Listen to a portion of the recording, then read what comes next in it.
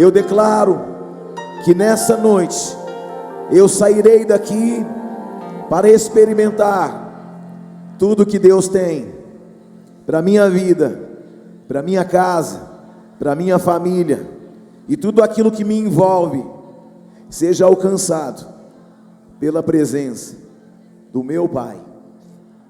Amém? Quem está nos visitando pela segunda vez, levante sua mão, eu quero ver você. Primeira vez, segunda vez, seja bem-vinda nessa casa, seja bem-vindo. Tem mais alguém nos visitando pela primeira, segunda vez? Não? Amém? Sejam bem-vindos. Que Deus fale ao coração de vocês. Que a graça do Senhor e a bênção possa alcançar vocês com poder e grande glória. Amém? Eu tenho certeza que o Senhor tem algo a falar ao seu e ao meu coração nesta noite. Amém? Glória a Deus.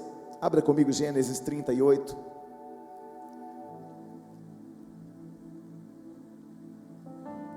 Gênesis 38.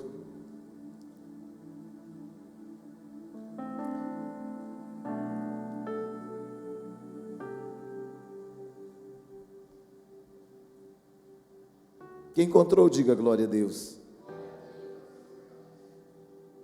Diz assim a palavra de Deus a partir do versículo 4. Tornou a conceber e deu luz a um filho, e a esse deu o nome de Onã. Continuou ainda, deu um outro filho, cujo nome era Selá. Ela estava em Quezibe quando o teve. Judá, pois, tomou esposa para o seu primogênito, e o nome dela era Tamar. Porém, o primogênito de Judá era perverso perante o Senhor, pelo que o Senhor o fez morrer. Então disse Judá a Onã: possui a mulher de teu irmão e cumpre o levirato, e suscita descendência a teu irmão. Sabia, porém, Onã que o filho não seria tido por seu, e todas as vezes que possuía a mulher de seu irmão, deixava o sêmen cair na terra, para não dar descendência a seu irmão. Isso, porém, que fazia era mal perante o Senhor, pelo que também a este fez morrer. Então disse Judá a Tamar, sua nora: permanece viúva na casa de teu pai, até que Selá, meu filho, venha a ser homem, pois disse, para que não morra também este como seus irmãos. E assim Tamar se foi, passando a residir em casa de seu pai.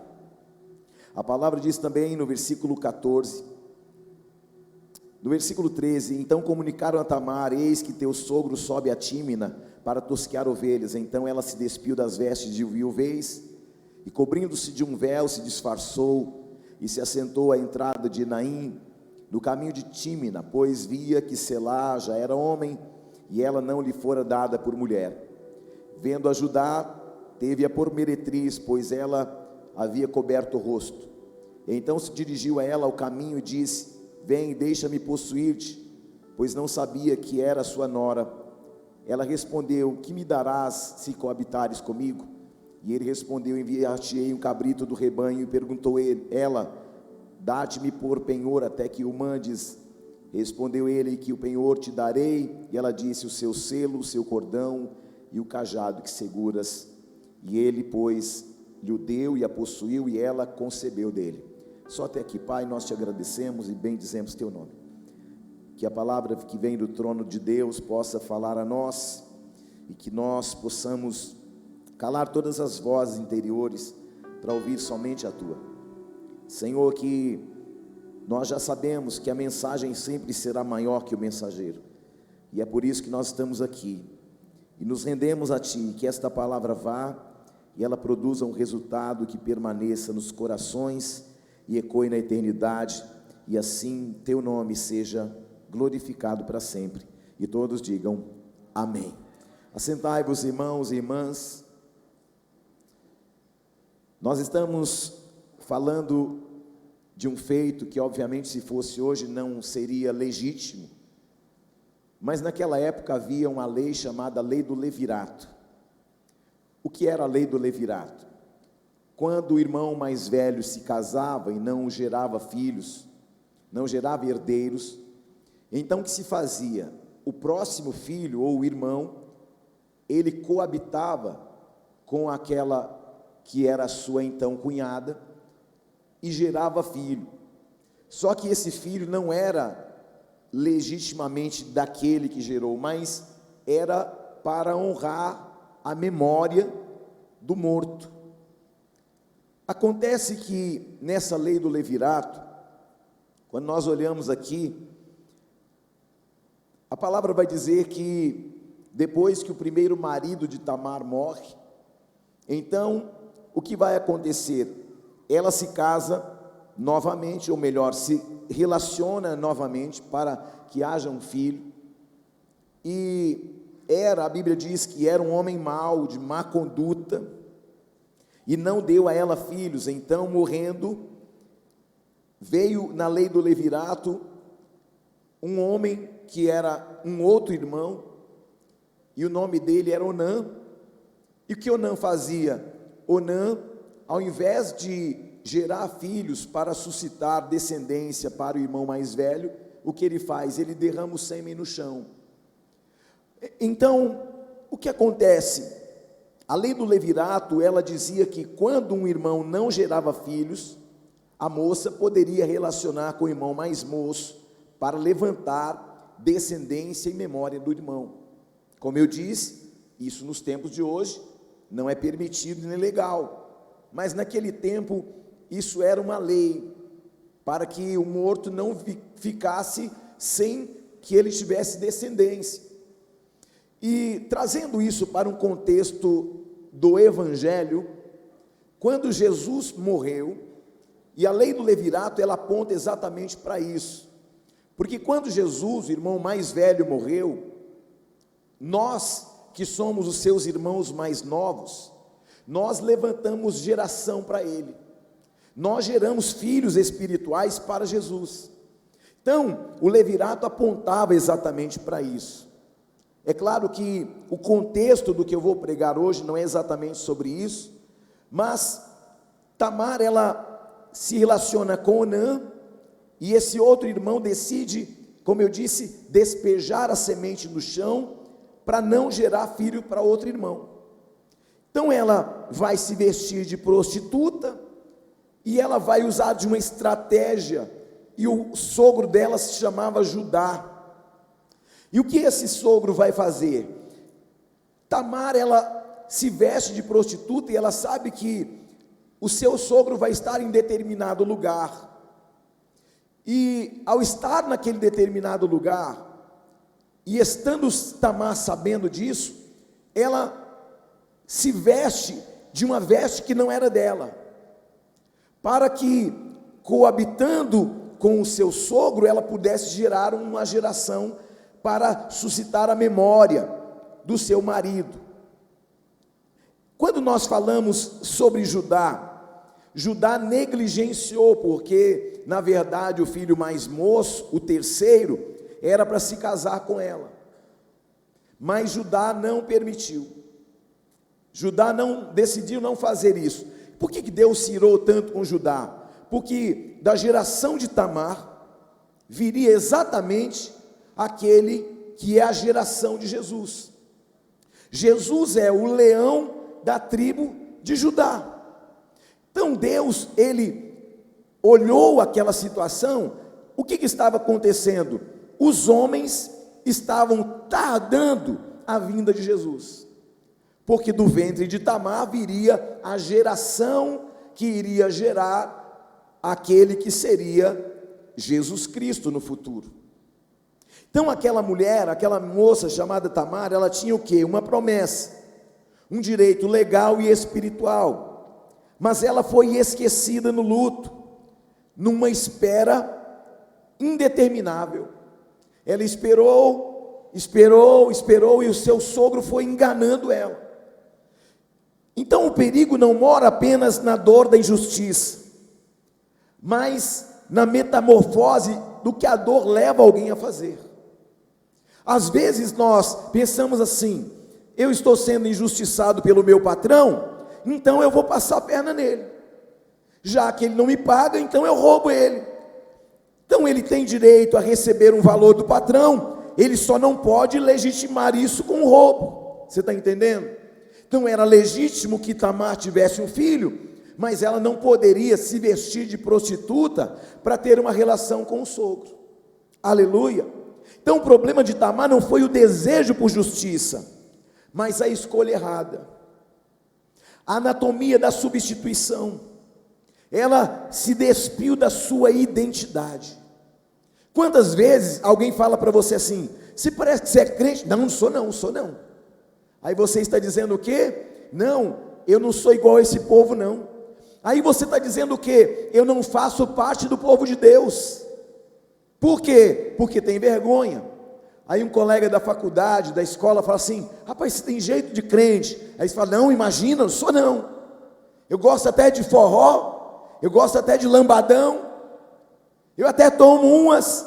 Aí ele está fazendo o quê? Ele está, para mostrar que ele é como todo mundo, ele fala assim: não, minha identidade não é identidade de crente não, eu sou igual a todo mundo. A minha mãe dizia assim, ó, a gente chegava em casa, a gente tinha feito alguma coisa errada, e a gente falava assim: mãe, mas todo mundo faz. Aí minha mãe falava assim: mas você não é todo mundo. Quem já ouviu isso? Só eu? E às vezes acompanhado vinha o quê? A mãe ensinando a gente a separar a sílaba. Você não é todo. É ou não é? A mãe é a primeira que ensina a gente a separar a sílaba. Você não é todo. Enfim, mas nós precisamos ter o cuidado, porque às vezes, como eu já contei um testemunho aqui, o meu supervisor, quando eu trabalhava em aeroportos, ele me chamou a atenção e disse: olha, eu soube que você está com um canivete aí na sua pochete, que a gente tinha uma pochete que a gente levava, e era na verdade uma pequena Bíblia, e aí a gente chama de canivete, porque era tão pequenininha, né? E aí eu andava com aquele canivetezinho dentro da minha pochete. Todo mundo que eu tinha uma oportunidade no aeroporto, eu pregava, abria a Bíblia e começava a ministrar. O que começou a acontecer lá na empresa? Pessoas começaram a se converter. Os maridos que traíam as mulheres passaram a não trair mais. E começou a acontecer um mover de salvação no aeroporto. Um mover de salvação, de cura, de libertação lá no aeroporto. Tinha um endemoniado, ó, chama o Nery lá. E aí lá vai, eu largava o meu serviço para expulsar demônio. Então assim, o meu lugar de trabalho virou um lugar de igreja, né? Aí gente sendo salva, sendo liberta.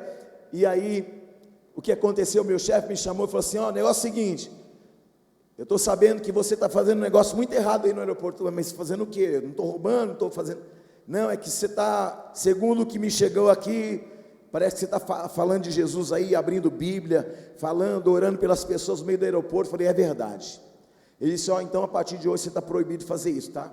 Você não vai poder fazer mais isso, você está num local de trabalho. Eu falei assim: chefe, seguinte, eu nunca faço isso quando eu estou ocupado, eu sempre faço isso quando eu não estou atendendo nada, quando eu estou tranquilo. Ele falou: não, mas está proibido. Eu disse: mas eu não posso parar, porque você é mais forte que eu. Quando eu penso que não, já estou fazendo.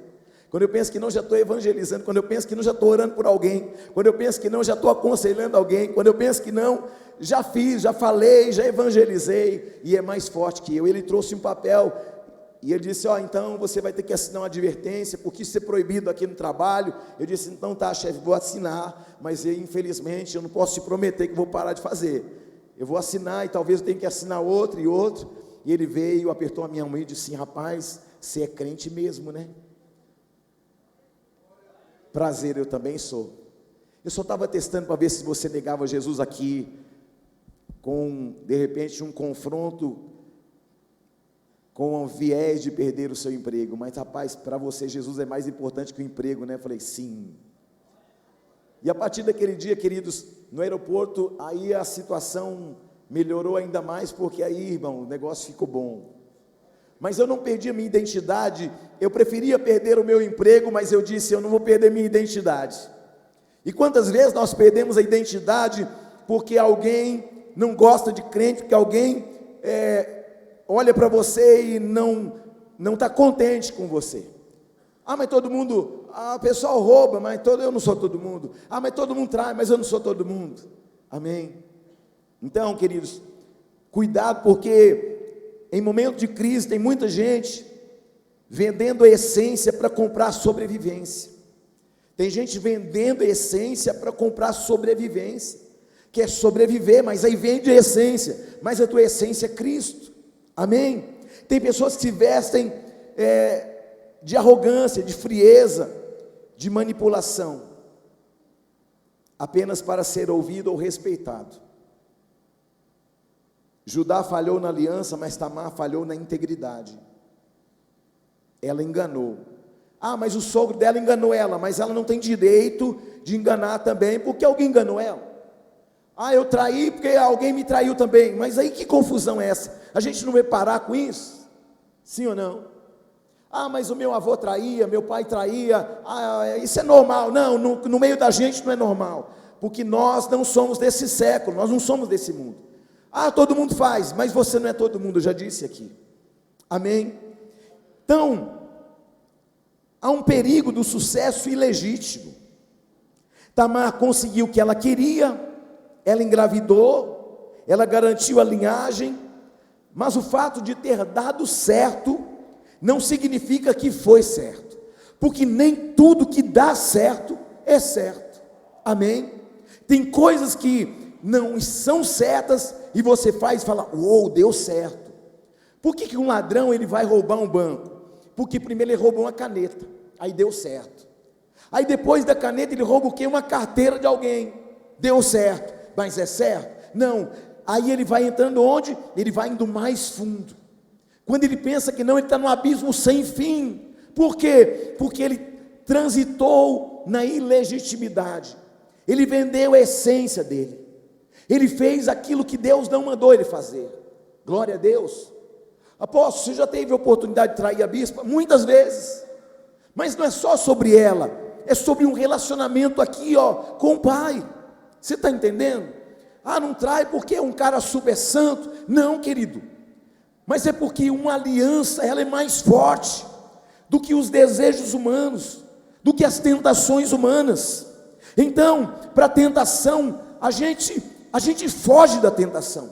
A Bíblia diz, fugir, pois, da aparência do mal. E muitas vezes, a aparência do mal veste prada. Você está entendendo? Glória a Deus ou não? Muitas vezes a aparência do mal não é um monstro, não, a aparência do mal é aquilo que pode agradar os seus olhos, os seus ouvidos e as suas vontades e desejos. Aí, querido, todos somos tentados. Jesus foi tentado, mas ele não pecou. Por quê? Porque ele não iria vender a sua identidade por um desejo. Você está entendendo, sim ou não? Então, o resultado positivo não santifica um processo que foi corrompido. Precisamos parar de confundir portas abertas com aprovação divina. A porta está aberta, mas Deus aprovou eu passar por ela? Não, então não entra. Então não se aproxima. Eu vi um jovem que eu gostei dele, tem até olhos verdes, azuis, eu gostei dele. Mas Deus aprovou? Tem aprovação divina? Apóstolo, eu estou assim querendo casar com essa pessoa, mas como que essa pessoa se relaciona com a mãe, com os irmãos? Não, de vez em quando ele xinga a mãe, só de vez em quando vai xingar você também. Você está aí ou não? Porque alguém que ultrapassa limites aqui, vai ultrapassar limites depois também. Você está aí ou não? Então nós precisamos entender, portas abertas não significam aprovações divinas. Apóstolo, tem um negócio da China, eu sei que vai dar certo, a minha inteligência diz que vai dar certo, mas tem aprovação do alto? Deus disse sim. Deus disse amém para você? Não, então não vai. Está entendendo?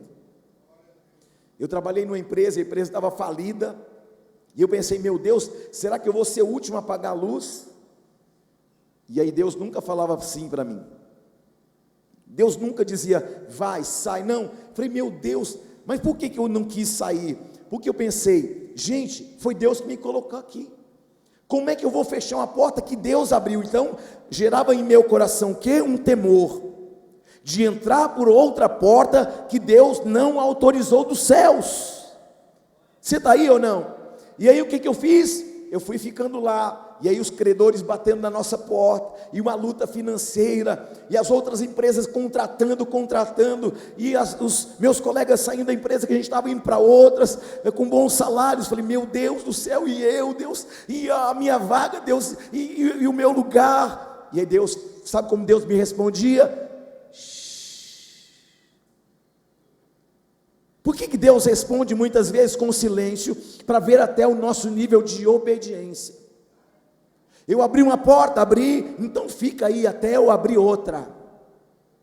Preste atenção, tem alguém tentando sair de uma porta que Deus não autorizou ainda. Você está aí ou não? Se não houver aprovação divina, não vá, não faça, não avance. Por quê? Quando eu avanço, quando a chave que usamos foi o engano, a mentira, a vontade, o desejo, querido, vai dar errado, vai dar ruim. A ferida não pode ser autorização para aquilo que você também gostaria de fazer. Confronte a ideia de que porque me feriram, eu também tenho direito de ferir. Um dia eu procurei, um jovem me procurou e ele disse: apóstolo, o seguinte, é alguém que eu conheço, é um amigo, não faz parte desta casa, e aí ele teve o infortúnio que a esposa traiu a ele, e ele disse, então agora eu vou trair ela também, eu vou pagar com a mesma moeda. Eu disse, porque te feriram, você também vai entrar no mesmo ciclo de derrota. Você precisa se refazer. Não, vou fazer isso, querido. A gente não toma ações com cabeça fervendo. A gente não decide com a cabeça preocupada. A gente não decide com um coração sangrando, porque quando você decide com um coração sangrando, você sangra sobre alguém. Você está entendendo, sim ou não? Então, no nome de Jesus, você precisa entender que a dor é um lugar de cura e não um salvo-conduto para distorção do caráter. Você está aí ou não? As máscaras pesam. Nós precisamos perguntar todo dia quem nós somos quando ninguém está vendo. Que marido você é quando você está envolto de um monte de gente cheirosa, bonita, aí você lembra o quê? Não, essas mulheres não me pertencem. Porque tem homem que é assim, irmão, ele passa na rua, ele falta quebrar o pescoço, falta bater no poste, e muitas vezes é bem casado, mas está flertando com alguém que não lhe pertence. Quem está entendendo isso, sim ou não? Ah, mas eu sou solteiro. Mas o solteiro também muitas vezes, o diabo ele vai usar situações para atrair os teus olhos. Você está entendendo? Então, pergunte para você mesmo nesta noite, quem é você quando ninguém está vendo? Quando a sua esposa não está vendo? Porque a verdadeira lealdade, ela opera quando ninguém vê. Ninguém está vendo, mas eu mantenho lealdade. Ninguém viu, ninguém percebeu, mas eu continuo fiel. Sabe por quê? Porque antes de ter uma aliança aqui, na horizontal, eu tenho uma aliança aqui, na vertical. Hará sorecantalaias. Os desejos não podem dominar os corações, porque o resultado é terrível. Quem é você? E quem você se torna quando o que você quer está em jogo? Ah, mas o que eu quero é tão importante, aí você vai passar por cima de todo mundo, por causa daquilo que você deseja e quer. E aí há um risco da negociação, cada vez que você se veste do que não é, para obter um direito, como Tamar. Ela se vestiu de quem? De prostituta. Ela era prostituta? Não, mas o que ela queria? Ela queria um direito.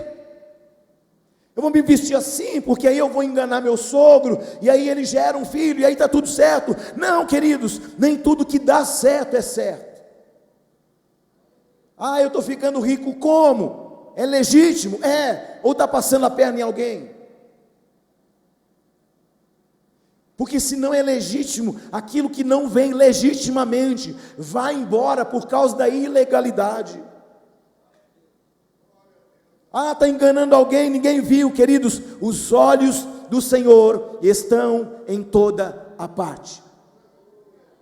Você pode enganar pessoas aqui na horizontal, chefe, esposa, filho, igreja, pastor, mas queridos, quem pode enganá-lo? Aleluia. Então, cada vez que você se veste do que não é para obter um direito, você deixa um pedaço de quem você realmente é no altar da conveniência. É conveniente fazer assim, mas é legítimo, é correto? Não, então não faça. Aleluia.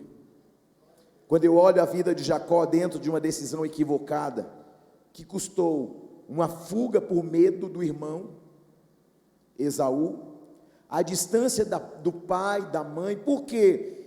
Porque fez algo que Deus não autorizou.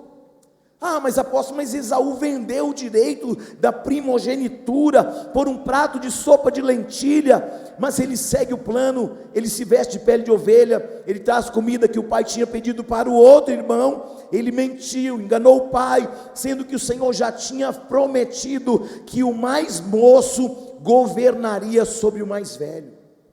Ele não precisava usurpar uma posição que Deus já tinha prometido. Eu vejo muita gente subirem de cargo, de posições das empresas, pisando na cabeça de alguém para chegar no topo. É melhor subir na escada devagar, lentamente, mais firme, do que num elevador que não tem sustentação embaixo. Tem gente subindo ministerialmente, enganando pessoas.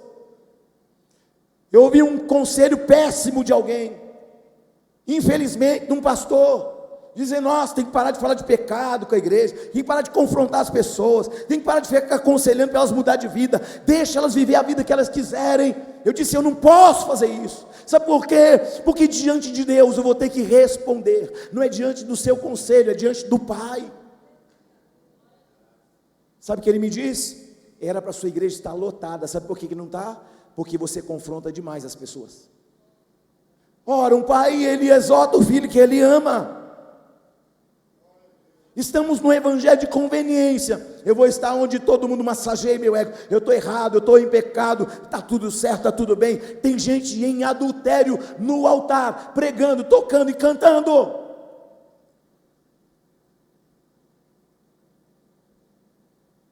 Sabe por quê? Porque perderam o temor do Senhor.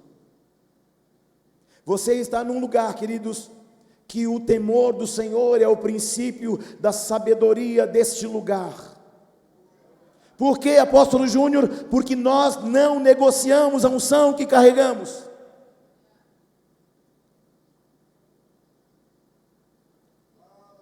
Recaramassúrias. Deus já tinha dado uma promessa para Jacó. Ele não precisava usurpar o lugar do irmão. No fim, o troféu pode ser pesado demais para alguém que perdeu a sua própria coluna vertebral, ou seja, a sua identidade. Glória a Deus. Jacó segue a vida com a identidade do irmão até o val de Jaboque, até que o Senhor o encontra e pergunta: quem é você? Porque ele seguiu mais de 20 anos com a identidade de quem? Do irmão de Esaú. Porque o dia que Isaac, seu pai, pergunta para ele: quem é você? Ele diz assim: eu sou Esaú. Ele está usando uma identidade que não era dele, sim ou não? Ele segue mais de 20 anos com uma identidade que não lhe pertencia, até que no val de Jaboque, o próprio Deus confronta ele perguntando: quem é você? No dia que Jacó disse: eu sou Jacó, Deus vai dizer assim: então, já que você reconheceu que você é Jacó, eu estou dizendo que agora você não é mais Jacó, agora você é Israel. No dia que ele reconhece a verdadeira identidade, Deus o transiciona para ser o pai de uma nação. Tem muita gente vivendo aquém, abaixo de tudo que Deus tem, porque está vivendo segundo aquilo que quer, fazendo aquilo que deseja. E Deus está falando para alguém aqui nesta noite: mostra quem você é para mim, e eu revelo quem você realmente é, para viver tudo que eu disse que você viveria e experimentaria.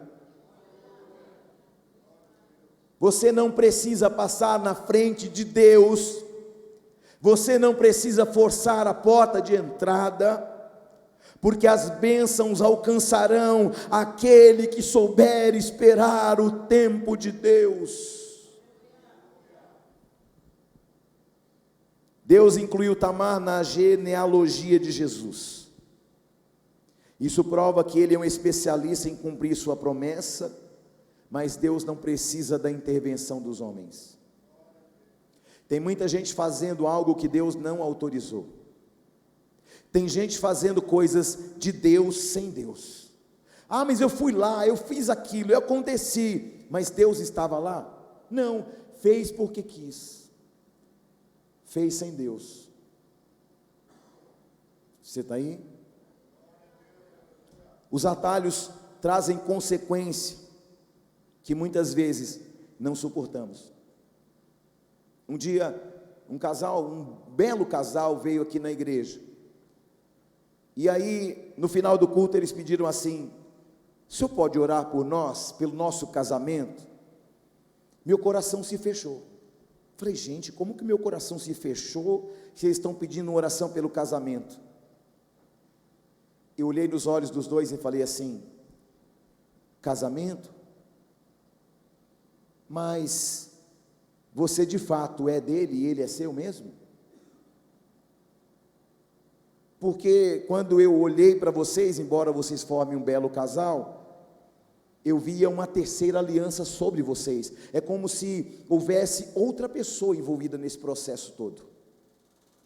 Aí ele falou assim: sabe o que é, pastor? É assim, que ela era minha amante, e agora a gente está pensando em casar. Eu falei assim: não, eu não vou orar.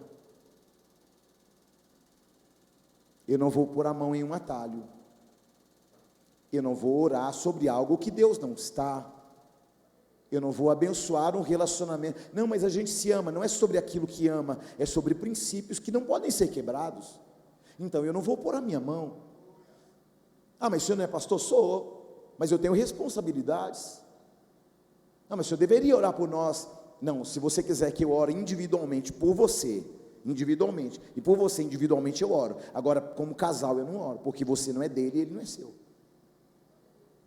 Saíram chateados. Saíram tristes. Afinal, eles queriam que eu abençoasse aquilo que Deus não abençoou. Como que Deus vai abençoar um relacionamento de um amante que roubou a esposa, que roubou o marido de uma mulher? Não existe bênção nisso, amados. Deus não trabalha com atalho. Atalho é fugir do tempo e da vontade de Deus e trilhar um caminho não autorizado. Preste atenção, Deus, se Ele não autorizou um caminho, não siga. A obediência é uma coisa incrível. Nós estávamos vindo de madrugada de Cáceres, domingo passado, nós fomos pregar numa conferência lá em Cáceres. A bispa estava dormindo, e havia muita cerração, e chuva e tal, e eu vinha um pouco mais rápido. A bispa não estava muito bem, eu acelerei um pouco mais. E aí, na neblina eu dava uma maneirada tal, mas aí chegou um lugar que não tinha muita neblina, e eu não costumo correr, mas para mim 120 já é correr. Então eu estava no 120, para mim 120 já é meio, eu estava em 120, assim, eu estou meio, tá bom, mas eu tenho que tomar mais cuidado. Aí eu ouvi uma voz clara falando assim dentro de mim: diminui a velocidade agora. Tinha um retão, irmão, eu diminuí na hora. Aí comecei a andar 80, no lugar que eu podia ir nos 120. Irmãos, passou um pouquinho de tempo, 2 animais passam na frente do carro. Eu falo: meu Deus, como é bom obedecer à voz de Deus. Você está entendendo? Então a obediência não é para provar algo para alguém, querido. A obediência te protege. A obediência não é um atalho, a obediência é um caminho.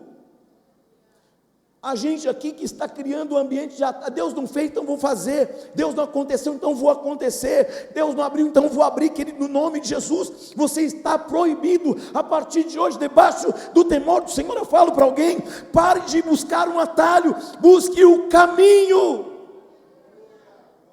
Se Deus autorizar, se não tiver uma porta aqui, Ele abre. Se Deus autorizar, aquilo que não existia passa a existir, porque Ele é fiel naquilo que Ele diz. Deus é fiel à sua palavra. Amados, quando Deus dá uma palavra a Ele, pode a realidade estar gritando impossibilidade para você, mas queridos, ainda que a realidade grite nos seus ouvidos uma impossibilidade, se Deus disse, eu creio. Diga comigo: se Deus disse, eu creio. Aleluia. Jesus disse assim: eu sou o caminho, a verdade e a vida. Amados, onde existe um atalho, não existe uma verdade. Diga para alguém assim: onde existe um atalho, não existe uma verdade. Amém? O Senhor está chamando a igreja para um caminho de integridade. É tempo de tirar as vestes da conveniência, porque é melhor esperar no deserto com quem você é, do que reinar num trono com um personagem que você criou. Eu vejo tanta gente na mídia, sabe, ali, se mostrando, posicionado. Você fala assim, você olha no Instagram e fala: rapaz, mas essa pessoa é maravilhosa demais. Mas e no cotidiano, e na vida dela, no pessoal, quando ela volta para casa? Eu trabalhei em rádio 5 anos da minha vida, 5 anos. Eu apresentei esses artistas, tudo que tem por aí, eu apresentei em shows, em eventos, em rádio, e em entrevistas. E sabe o que eu percebia? A primeira pessoa que eu fui entrevistar, um cantor muito famoso sertanejo, e aí eu fiquei ali numa expectativa, falei: rapaz, vou entrevistar fulano de tal. Só que quando ele chegou, eu falei assim: rapaz, ele é gente igual eu. Ele é humano tanto quanto eu. E aí daquele dia em diante, eu falei assim: cara, não tem sentido isso. Você está aí ou não? Então o que eu quero dizer para você é que nós estamos no mundo de aparências, no mundo que as pessoas vestem um rótulo daquilo que não são, para impressionar pessoas que não conhecem. Você está aí ou não? Então, amados, a vitória que existe um disfarce é, na verdade, a sua primeira grande derrota, pois ninguém que conquista o mundo perdendo a si mesmo pode ser chamado de vencedor. Ganhou todo mundo, mas perdeu a si mesmo. Tinha uma cantora famosa chamada Whitney Houston, uma mulher com uma voz tão linda. De onde ela veio? Do coral da igreja. Tinha um outro chamado, do rei do rock, Elvis Presley, veio de onde? Da igreja evangélica.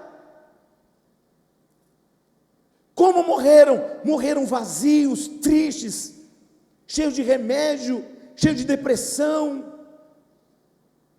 porque a fama é um atalho, porque a verdadeira alegria, ela está no Espírito. Um homem pode ganhar o mundo inteiro e perder sua alma. Queridos, o seu carro não é quem você é, a casa que você tem não é quem você é. Queridos, Deus sabe os valores que você carrega.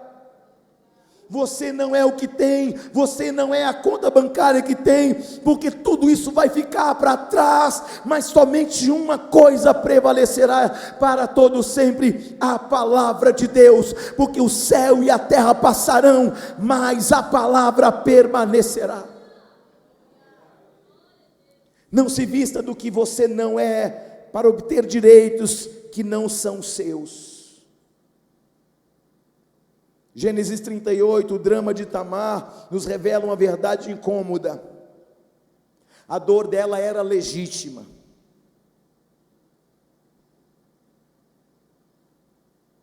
Tamar era viúva, esquecida, injustiçada por Judá. Ela tinha o direito à descendência, mas escolheu o caminho do disfarce para reivindicar os seus direitos. Ela se despiu da sua verdade para vestir uma mentira estratégica. Às vezes, você se veste de uma mentira estratégica, não, porque isso aqui vai dar certo. Tem muita gente que trabalha com vendas. Aí ela fala algo e ela sabe que não é verdade, mas ela, para ganhar o cliente, ela mente. Uma mentira estratégica. Do que adianta o homem ganhar o mundo inteiro e perder sua alma? Quantas vezes você vai numa oficina e o cara fala assim que arrumou, mas você olha lá, não arrumou coisa nenhuma. Uma mentira estratégica. Se sai até feliz, porque acha que o carro está realmente arrumado, mas é uma mentira estratégica. Tamar se despiu da verdade para vestir uma mentira estratégica. O problema, nem tudo que você alcança valida o caminho que você escolheu. Nem tudo que você alcança valida o caminho que você escolheu. A dor não é salvo-conduto, não é autorização oficial para fazer. Como eu disse, ser ferido não te dá direito de tornar você tóxico e manipulador. O perigo da performance, porque quando você performa o que não é, para atrair o que deseja, você atrai algo que a sua identidade real não sustenta. Eu vejo muita gente até falando que é crente, mas se tiver alguém endemoniado, ele sai correndo, sabe por quê? Porque ele fala de algo que verdadeiramente não vive. Atalhos geram cicatrizes, porque o que vem fora do tempo e da ordem de Deus traz consigo o peso da desordem emocional. Graça é receber o que não merece. Deus redime histórias, mas não assina embaixo de métodos que negam o caráter de Cristo em nós. Quem se veste de mentira para obter sua justiça, pode até se segurar no direito nas mãos, mas sentirá o vazio de ter deixado a própria alma pelo caminho. Não negocie aquilo que você verdadeiramente é, por aquilo que você quer. Eu quero isso. Não negocie os seus valores por aquilo que você deseja. Você está entendendo? Jesus, ele nunca negou e nem nunca negociou sua identidade. E no final recebeu um nome que está acima de todo nome. Não negocie sua identidade, seus valores, seu chamado, sua família, ainda que a oferta seja tentadora. Eu já comentei aqui que alguém me ofertou um salário altíssimo para eu abandonar a igreja, o povo, tudo, e deixar tudo para trás. E eu disse, eu não posso fazer isso. Você está entendendo, sim ou não? O diabo ofereceu a Jesus poder, glória humana, governos, reinos humanos, mas em troca teria que invalidar o propósito e identidade dele. Jesus se recusa a transformar pedras em pães. Jesus se recusou a se render à glória deste século. Jesus não trocou as promessas eternas por um prazer e por um governo momentâneo. Queridos, não negocie os planos de Deus, não busque a velocidade dos atalhos, porque muita gente termina mal, porque escolheu mal, decidiu na alma, na vontade, no desejo. Jesus poderia transformar pedras em pães? Poderia, sim ou não? Sim.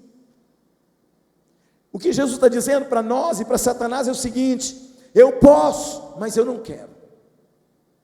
Paulo diz assim: tudo é lícito, mas nem tudo me convém, e eu não me deixarei dominar por nenhuma delas. O recado para nós é: não busque um atalho, porque você já tem um caminho. Não busque a celeridade dos desejos, mas espere o tempo que o Senhor tem. Eu não sou rico ainda, então eu vou fazer alguma coisa para ficar. Querido, se for de forma ilícita, não o faça. E eu encerro dizendo para você que custa muito caro os atalhos. A Bíblia diz que um dia Sansão, ele estava no caminho, mas de repente ele sai do caminho para ver o leão que ele havia matado. Ele sai do caminho para encontrar um leão morto. E como ele era nazireu de Deus, não poderia tocar em coisa morta. O que ele encontra no leão? Mel. Porque o pecado é assim, ele parece saboroso, ele parece doce, mas o fundo do pecado é morte, porque o salário do pecado é morte. Então havia naquele leão um favo de mel, que é doce, mas a base era morte. Então muitas vezes as escolhas humanas são doces, mas a base é morte, porque o salário do pecado é a morte, mas o dom gratuito de Deus é vida eterna. Tamar escolheu um atalho, Jacó escolheu um atalho, mas Jesus decidiu trilhar o propósito e a missão. E eu profetizo, querido, que essa igreja, você que entrou aqui nesta noite, não vai trilhar um atalho, você vai seguir um caminho. Apóstolo Júnior, está difícil, mas siga no caminho. Apóstolo Júnior, a porta não se abriu, então espere que ela se abrirá. Apóstolo, eu ainda não tive a oportunidade da minha vida, espere que ela virá, porque as bênçãos nos alcançam. Não somos nós que corremos atrás da bênção, é a bênção que nos alcançará. Mas não busque atalhos, pelo amor de Deus. Não apareceu ainda a minha mulher prometida, não vai procurar em qualquer lugar. Eu tenho um irmão que ele falou para mim assim: Júnior, eu entendo, eu só encontro mulher tranqueira. Eu falo, mas onde é que você está procurando? Eu encontro uns botecos aí. Eu falei, então vai encontrar tranqueira mesmo. Você está aí ou não? É o peso da escolha. Se você quer alguém saudável, tem que buscar num lugar saudável. Aleluia. Apóstolo Júnior, eu quero entrar numa multinacional. Você está se preparando, você já fala inglês? Não estou. Então como é que você vai entrar no multinacional, pelo amor de Deus? Isso não é atalho, isso é processo. Sabe que é o problema da igreja? A igreja quer tudo para ontem. Estamos num tempo da tecnologia, onde você vai o arrasta para cima. Esse vídeo não agradou, arrasta para cima, até encontrar o que supostamente preencha aquilo que você criou como expectativa. Com Deus não tem arrasta para cima, com Deus é sim, sim, não, não. O que passar disso é procedência maligna. Deus está falando para alguém assim, algo muito precioso. Eu tenho algo precioso para você, mas não encontre o atalho, porque eu vou abrir a porta no tempo propício, eu vou colocar a pessoa certa, na hora certa. Não se precipite, porque eu ainda trabalho até quando você dorme. Deus está trabalhando enquanto a gente está aqui. Sabe aquele problema da semana passada que você não resolveu? Deus está lá na segunda, na quarta, deixando claro para você o que você não resolveu. Com a sua estratégia, eu estou na frente, te dando sabedoria para fazer o que precisa ser feito. Não arrombe a porta que Deus não autorizou legitimamente. Tem muita gente namorando errado, casando errado, entrando no emprego errado, fazendo tudo errado. Por quê? Porque decidiu agir na pressa e na precipitação humana. Fala a verdade para você e para mim. Tudo que você fez precipitadamente deu errado, sim ou não? Tudo que você comprou na precipitação deu errado, sim ou não? Eu preciso logo de um carro, qualquer um serve, vai lá e compra. Não olhou o motor, não olhou o documento, não olhou nada. Quando você comprou, falou assim, casou com a bomba. E eu estou falando de carro mesmo. Aleluia. Agora não falando de carro, quando você escolhe a pessoa errada, que Deus não autorizou, você casa com a bomba também. Quem está aí? Deus não tem bomba para você, Deus tem bênção. Fala para alguém assim, Deus não tem bomba para você, Deus tem bênção. Quando é que você encontra a bomba? Quando você busca o atalho. E quando é que você encontra a bênção? Quando você descansa nele. A bênção te alcança. não é você que corre atrás da bênção, é a bênção que te alcança. Por que a bênção alcança uns e não alcança outro? Porque assim, irmãos, a bênção trilha um caminho. Veja bem, a bênção trilha um caminho. Isso aqui é um caminho, isso aqui é um atalho. Quando você está aqui, a bênção vai buscar o que? O caminho. Aí ela vai vir aonde? Aqui no caminho, ó, no caminho. Aqui é o atalho. Só que a bênção não busca o atalho, a bênção busca o caminho. Então você está aqui no atalho, tentando achar a bênção, mas a bênção está lá, ó, longe de você. Quem que a bênção está procurando? Você. Mas onde é que você está? No caminho do atalho. Deus está falando para alguém aqui nessa noite: ei, tem tantas bênçãos que procuraram você e não te encontraram. Por quê? Porque você decidiu ir no atalho. Deus está chamando alguém hoje para o caminho. Senhor Jesus não é o atalho e a morte, não, Ele é o caminho, Ele é a verdade, Ele é a vida. Apóstolo, eu contei umas mentirinhas para me dar bem, então volta para o caminho. E conhecereis a verdade, e a verdade vos... Conhecereis a verdade vos... Ei, tem gente que andava na mentira. Deus está rasgando os decretos de mentira, está falando: entra no caminho e as bênçãos te alcançarão. Ah, mas a minha bênção está demorando tanto, também você está no atalho. Olha para alguém do teu lado e fala assim: o atalho faz com que as bênçãos não te encontrem, porque a bênção trilha o caminho e não o atalho. No atalho tem morte, no atalho tem leão, que tem até favo de mel, parece doce, mas a base é morte, porque o salário do pecado é mas o dom gratuito de Deus é a vida. Então o que Deus tem não é sobre esse século, é além deste século. Um casamento é bom quando ele está alinhado no caminho. Um projeto é bom quando está no caminho, quando está na verdade. Um relacionamento é bom quando tem verdade. Um relacionamento com a igreja, com o reino, com as pessoas, só vai fluir se houver verdade. E conhecereis a verdade, e a verdade vos libertará. Olhamos essa verdade somente como Cristo, mas essa verdade também é aqui no horizontal, ó. É minha com você, é sua com seu marido, é sua com seu esposo. Eu vejo muitas mães falando assim: ó, não conta para o teu pai não, hein? Tem muita gente que fala assim: ó, não fala para o apóstolo não. Irmão, se alguém estiver fazendo isso, você pode entender o seguinte: é atalho, chuta que é macumba. Você está aí ou não? Quando alguém disser para alguém assim: ó, não conta para minha mulher, a gente vai pescar, mas não conta para minha mulher não, tá? Opa, tem alguma coisa errada. Ó, o papai, quando o papai chegar, não fala para o papai que aconteceu isso não, tá? Chuta que é macumba, irmão. Você daí ou não? Porque Deus jamais vai operar na mentira. A mentira às vezes pode até dar velocidade àquilo que você quer, mas no final é morte. Como é que Sansão terminou? No caminho de morte. Ficou cego, foi cegado. Por quê? Porque antes de ficar cego fisicamente, estava cego espiritualmente. O diabo trabalha por etapas, porque ninguém se desvia de uma noite para outra.